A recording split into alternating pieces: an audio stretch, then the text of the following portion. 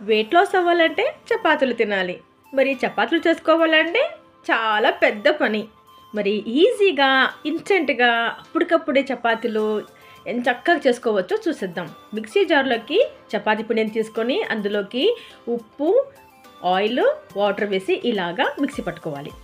Mixie పట్టుకున్న తర్వాత వేరే పాత్రలోకి పిండంతా కూడా షిఫ్ట్ చేసుకొని మరి దోస పెనం పెట్టుకొని ఆయిల్ గ్రీస్ చేసి దోసలాగే ఈ విధంగా రౌండ్ రౌండ్గా తిప్పుకుంటూ పైన ఆయిల్ని గ్రీస్ చేస్తూ చపాతీని రెండో వైపుకి తిప్పుకోవాలి.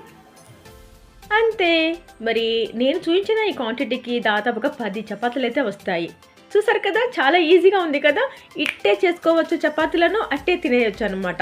చాలా సాఫ్ట్గా యమ్మీగా ఉంటాయి. బాక్సెస్కైనా పిల్లలకైనా చాలా చాలా టేస్టీగా ఉంటాయి. మరి తప్పకుండా ట్రై చేస్తారు కదా.